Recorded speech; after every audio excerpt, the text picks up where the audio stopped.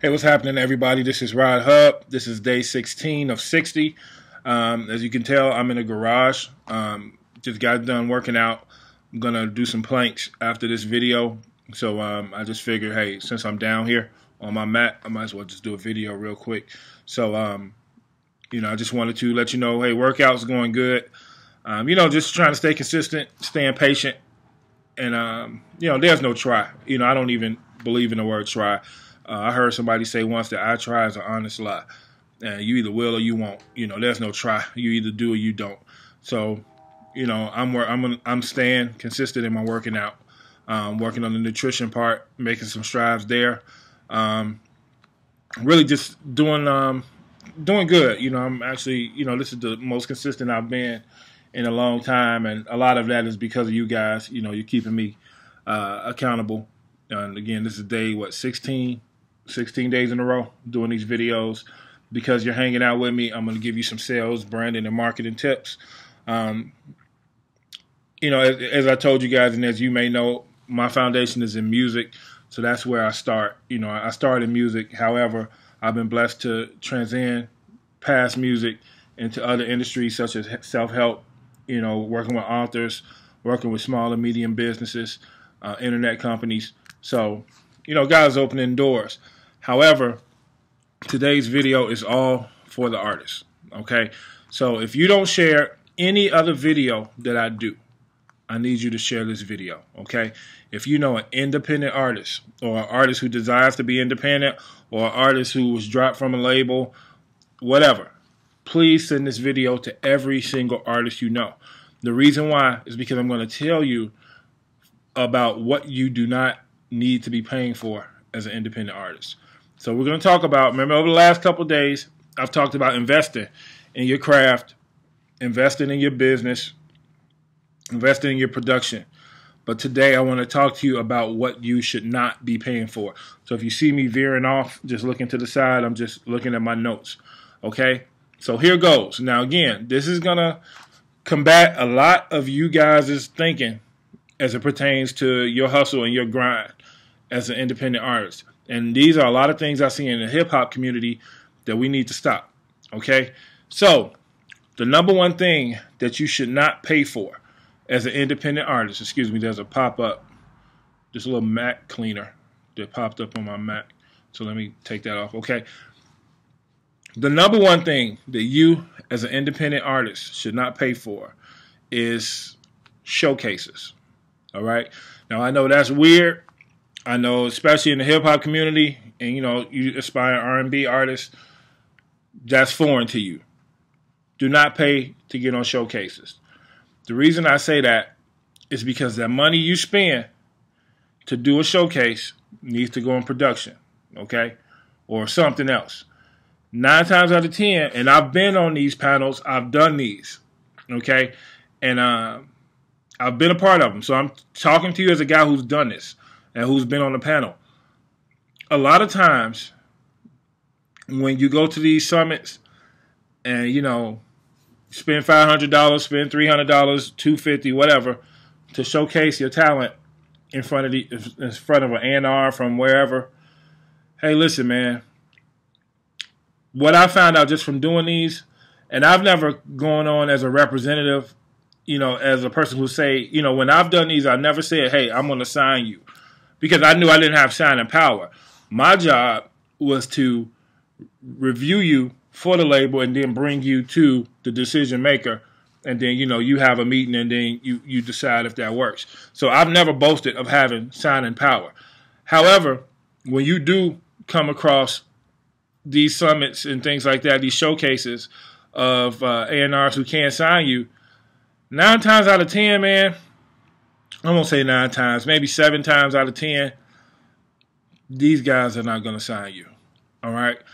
And I'm going to tell you something. I learned this from Julian Booth. Julian Booth and I did, and Julian Booth is from Slip and Slide. He's responsible for Rick Ross and, Trina, all those guys from that Florida movement.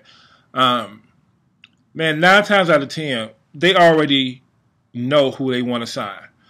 And a lot of times, the people they want to sign, they probably can't sign. Like, for example, Chance the Rapper. All right, Chance not signing with anybody, and if he does, it has to be a very lucrative situation. And the reason for that is he already has something going for himself. He has a machine that's being built. And trust me, if he does sign a record deal, it will not be your traditional record deal. And if he does sign a traditional record deal, you better believe that it's for an astronomical amount of money. Okay? Because this guy is doing this thing. He has a 6-figure business as an independent artist. Okay? So again, when you do these showcases in hopes that you're going to get signed and then you're paying for them, it's a good chance it's not happening, especially if you're not getting BDS. If they don't know you already, they're not going to sign you. It's like being with a bank. You know, banks want to loan money to people who don't need it. You know what I'm saying? So it's the same thing with the record industry. The record industry want to sign people who are not looking for them. So when they have a bunch of these people at these showcases, you know, even though you may be talented and, you know, but if you don't have the other thing going, if you don't have the business going with the music, they're not interested because they're looking to partner with you, okay? So showcases. Don't waste your time on showcases, okay? If you want to be seen and do things like that, I would recommend you do open mics, do, you know, use places like Afton, you know, and, you know, companies like that where you can do a split and they can kind of provide a venue for you if you have a problem booking shows. Or again, you can contact me and, my boy Ernesto Fernandez, and we have databases. He has a database that will get you working. Okay, he has over 35,000 venues throughout the country that he can get you working, and it's only $49.99. All right, so you know if that's something you're interested in, contact me, and we'll get that going for you. But again, man, don't do the showcases. Now, publicists. Now, there's different kind of publicists. Now, like my guy, Q the Question that I told you guys about a couple of days ago. He's a PR guy, but he does it on a different level. Now, when I say don't hire a publicist, what I'm saying is, at this point in your career, if you're unknown, do not spend $3,000 to $5,000 or even $1,000 a month on a publicist. Why? Because you have nothing to publicize. Nobody knows you. So let me tell you this. All right, tell me this. If you're watching, and we're thinking big, if you're watching the BET Awards or you're watching BET, how many times you guys seen a commercial of an artist you've never seen before and they have a commercial of their record coming out? Now, we've seen them. But does that make you want to go buy their record? No. Because you don't know them. And you probably don't even like the music. So at this point of the game, if you're independent, you're trying to grow your brand, don't invest. I wouldn't even say invest. Don't invest $1,000 to $5,000 a month on a publicist when you don't have anything to publicize. Nobody knows you yet. Invest that time and money and invest it in a marketing campaign, or take a few $100 or a couple $100 to hire a guy like Q who has major blog ties and, you know, has some great internet radio connections. But as far as you know, paying to get in XXL magazine and places like that, when again nobody knows you, that really doesn't make sense. Okay, and you're wasting money. And lastly, radio promotions. You know, radio promotions. If you're unknown, all right, and you think you have a good song, do not invest in radio promotions at this point. Okay? Because again, you still have to build a fan base. Now, your song may be great, it may be good, but because your song is played on the radio a few times a week, it does not guarantee, number one, that you'll be in a position to do gigs or, you know, or sell a bunch of records. A lot of people don't do that today. That mentality doesn't exist, really. You know, not like it used to. So, again, I told you guys before, radio promotion, you talking about solid radio promotion, and you want to do it on the level of the big boys, you're talking about $250K a year. Most people don't have that. And then even if you want to do it on a moderate level to where it's decent, you're talking at least $15K, you know, a month. You know, man, that's a lot of money. I would say focus on a strong internet campaign, focus on internet radio, college radio, do shows, live shows. Then once that business is making money for you, then go ahead and use that money to start using promo for radio or start paying for publicists. Don't come out of your pocket. Let your business pay for that. All right? And that takes a good year, maybe 2 years to build.